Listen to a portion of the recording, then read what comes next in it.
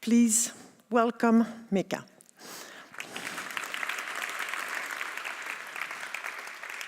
Thank you.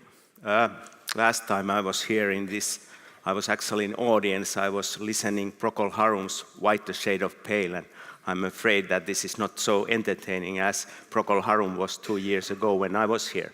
But yes, my title, Consumer Citizenship in Data Economy and Big Visions, I'm trying to contrast these consumer citizenships and data citizenship, and mainly thinking in terms of historical kind of image of consumer, how it has changed, and image of computer, how it has changed. This is the main come on, yes. I think that we can see consumers in very, very different kind of images. One very early idea, which was very typical for big companies, it was consumers, citizens as spectator in the audience of the century of progress. I have a few slides telling about that time. Then consumer citizens as information processor making choices. This was very typical in the 1960s. These big companies like Unilever, they were thinking this in marketing mainly as kind of information processors. And then in the 1980s and 1990s, there's more and more discussion consumer citizens as co-producers, and it's marketing science. This was very typical thinking. And now I think that now what the major vision or major image, it's consumer citizens as source of value and most important product as Facebook and Google seems to think. This is the kind of main idea which I'm trying to convince you that this kind of changes has taken place.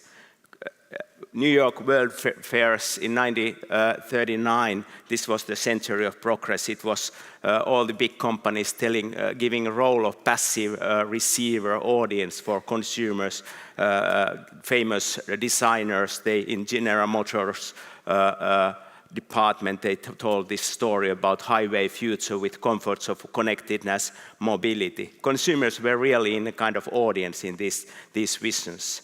Consumer citizenships were created where these people were living in suburban areas using cars. This vision was told already in 1939, and then it came reality in the 1960s in many ways.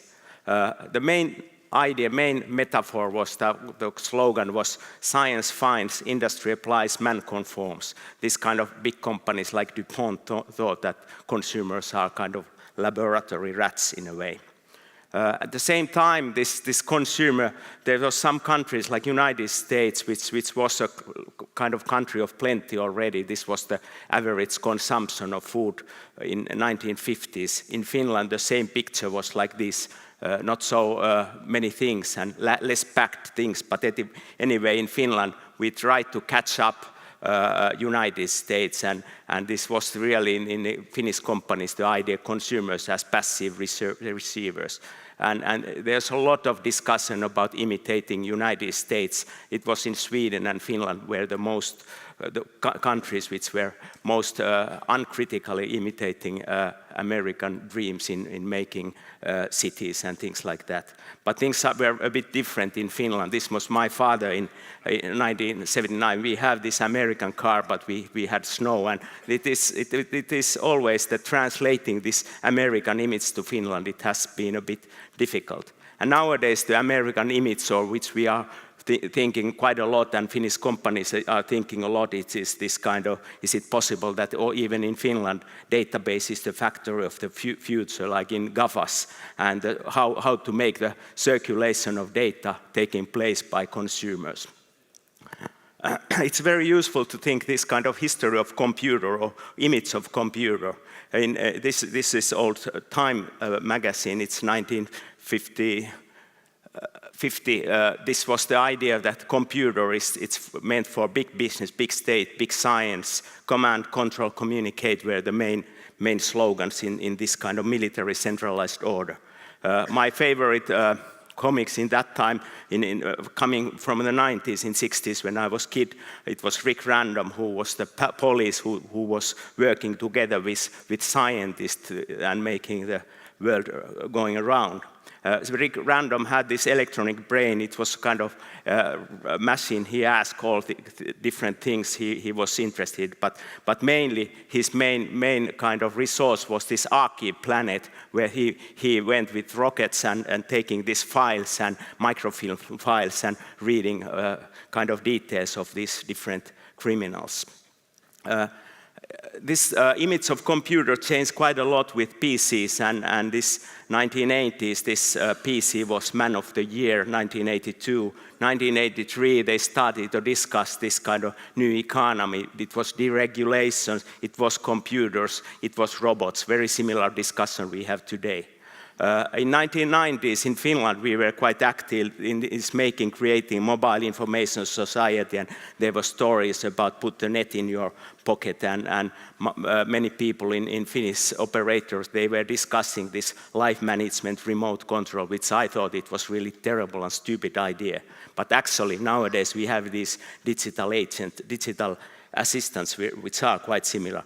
This was very typical in this kind of world of third generation mobile phone. It was really discussing this kind of, this is Cannes mobile GSM World Conference pictures. This was work hard, play hard. It was kind of instrument for work, these mobile phones.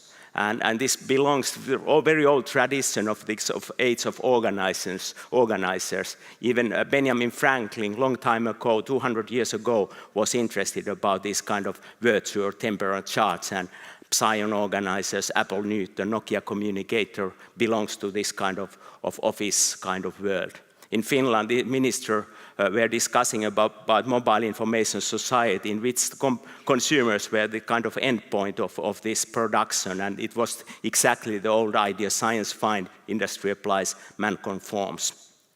But then in this last 15, 20 years, social media has really changed this idea: what is the data good for? And in the beginning, there was a lot of kind of vision about nice future about social media, and nowadays mainly the discussion, public discussion, is mainly about hate speech and all these things. What is the kind of essence of this data economy? Personal data is the main resource, but this is very simply by this Google people. They say that actually we are moving from electronic brains to distributed intelligence and social connectivity based on various sensors. This is very different image than Rick Random's computer, the one computer. This kind of distributed intelligence. And nowadays a lot of discussion about what's happening when this Apple is active in its smartwatch or Google Health, or nowadays the name is Caligon. What's happening there? And now yesterday we have film about this Echo Alexa by Amazon and this digital assistants, and nowadays we really can think that whether it is kind of home spy, which is kind of surveillance, but and there's also many kind of new ways of understanding consumers. This is, I think, a bit funny kind of idea about this kind of sentiment analysis. They call it electrosociological global brainwave measurement. It sounds a bit funny, but this is kind of metaphor what these companies are thinking to or trying to do. And from consumer point of view, what bothers me, it's this kind of last mile problem. These big data giants, they are trying to connect end customers to networks: heart, mouth, eye, wallet. This Apple Pay, Amazon Fresh, Caligo. These are these kind of big issues, and each digital footprint, click, search, phone call, message, driving route, adds algorithmic intelligence of data science, and I call this indirect referendum. And this is related to this kind of whole total systems, which economists call multi-sided markets, that there is kind of monopoly tendency in different markets, and it really, for economists, it's very difficult to understand what's happening there. But I'm more concerned about what's happening for democracy, transparency, reactivity of these parallel voting mechanisms. The old voting mechanism was political citizenship.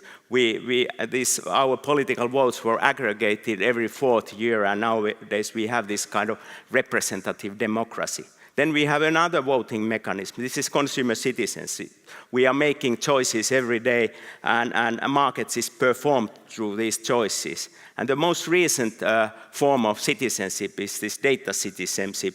It is interconnected data practices perform and shape society. They aggregate opinions, emotions, clickings, likings, media choices. And these analytical devices based on algorithms use and channel data citizens' unstructured input. And then there's a lot of discussion about the bad thing about social media. I think that social media, in a way, it's a kind of direct referendum. It's a voting system. It's not fair, and it's all kinds of problems. But less is discussed about this indirect real-time referendum, which is taking place by these data giants. Nowadays, these data giants, they are processing and analyzing this data in this kind of for the purposes of political profiling, sentiment analysis, topic modeling, online segmentations. And then this data or this kind of information getting from this kind of analysis, it's used in different kind of schemes in evidence management, therapeutic value optimization, medical reimbursement schemes, credit ratings, media profiling, and playlist information supply is sort of totally based on this kind of, on average consumers. And there's a lot of kind of political things which are, I'm a bit worried, but there's also more and more discussion about this, that these algorithms are biased. There's all kinds of different bias, threshold effects, unintended consequences, externalities, network effects, voting paradox. This is in latest Big Data and Society, there was interesting articles by Fricke and Simon Salvarado about these kind of technical problems in these algorithms. And for economics or economists, this kind of discussion about this voting mechanism, it's an old classic theme which two Nobel winners, Amartya Sen and Kenneth Arrow, had discussed a lot in their impossibility theories, in which they have shown that it is not possible to aggregate individual votes so that there's kind of aggregate welfare function. It is technically very difficult to deduce this kind of whole society's welfare in a sense. And this kind of discussion about micro motives and macro behavior, Thomas Schelling is famous for this. Then finally, I have a few words about the future of the data economy. I've been always interested about history of railroads and what was the logic behind this railroad expansion. And in United States, it was really a kind of larger circuits of interaction through differentiation and integration. There was tendency towards monopolies and over-investments. And Alfred Chandler, who is the most famous researcher about this time, he has said that 1850s was the time of building, 1870s were a period of coordinating and competing, and then finally there was this kind of 7 railroad systems which dominate the whole country. And there's interesting commonalities between these two industries, railroads and then data economy. First of all, both industries have roots in small technological-oriented entrepreneurial firms, and in time, these originators became increasingly subject to the logic of networks, bureaucracy, economic and legal considerations. And then secondly, developments are evidenced first in technical inventions, then in new organizational interaction patterns, standards, and finally in state interventions. And in a way, folk wisdom in railroad history, it was that early inventors were driven by curiosity, idealism, and utopianism. Captains of major industries were different. Money drives, and they behave exceptionally. They were called robber barons, charity workers. They made a lot of donations. Just think about those people behind Google or Facebook or Microsoft, very similar. And also both industries have generated huge, never before seen fortunes and millionaires. Both industries believe in and rest on kind of, I call, Uber-planned economy. That this is kind of thought that it's possible to control totally economy, and I think it is kind of myth more than reality. Interestingly, fortunes concentrated in traffic junction 100 years ago. Union Station, St. Louis was the world's biggest train center, and then Chicago, it was another junction where meatpacking center, and nowadays Chicago is known about this kind of Chicago University. They know how these derivatives of financial futures are made, and it's because of the fact that it was huge fortunes and this kind of agricultural trade generated interest in these kind of things. And nowadays I think that Google and Facebook, St. Louis and Chicago in many ways, they are integrating this data, and finally we can ask, what is it? Are we going to see the similar development as we saw in the beginning of 20th century, that these big companies are ruining themselves by over-investments, by massive risk and speculative investments, and is it also happening as in railroads happened, that these data giants create conditions of their own decay? Railroads made possible a car industry to emerge, and what's going to happen? What's the next industry which is destroying Google and Facebook?